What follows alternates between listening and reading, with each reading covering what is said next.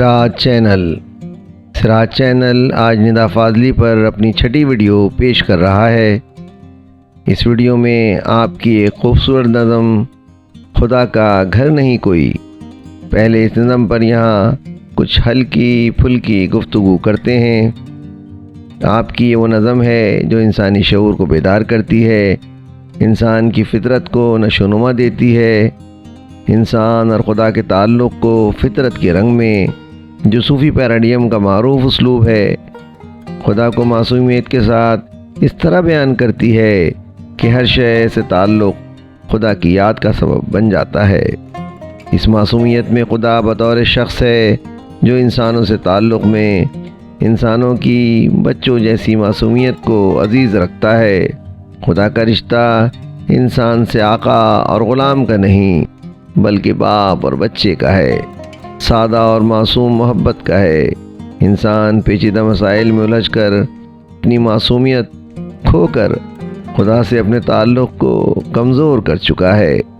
ندا فاضلی کی نظم خدا کا گھر نہیں کوئی۔ اس نظم کو سنتے ہوئے اکثر انسان خدائی کو نہیں اپنی کھوئی ہوئی معصومیت والے ماحول میں گم ہو کر لطف اندوز ہوتا ہے۔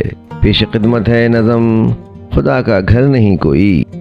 خدا کا گھر نہیں کوئی، بہت پہلے ہمارے گاؤں کے اکثر بزرگوں نے اسے دیکھا تھا، پوجا تھا۔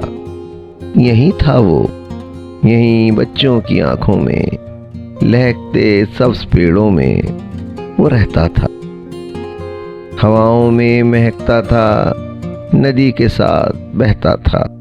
ہمارے پاس وہ آنکھیں کہاں ہیں جو پہاڑی پر چمکتی بولتی آواز کو دیکھیں؟ ہمارے کان بہرے ہیں، ہماری روح اندھی ہے، ہمارے واسطے اب پھول کھلتے ہیں، نہ کوپل گنگناتی ہے، نہ خاموشی اکیلے میں سنہرے گیت گاتی ہے۔ ہمارا عہد ماں کے پیٹ سے اندھا ہے، بہرا ہے، ہمارے آگے پیچھے موت کا تاریک پہرا ہے، ہمارے آگے پیچھے موت کا تاریک پہرا ہے، موت کا تاریک پہرا ہے۔ شاعر ندا فاضلی، آواز و پیشکش سراج الدین۔ ویڈیو پسند آئی ہے تو لائک کیجئے، سبسکرائب کیجئے تاکہ آپ کو میری نئی ویڈیو کا نوٹیفیکیشن بر وقت مل سکے۔ شکریہ۔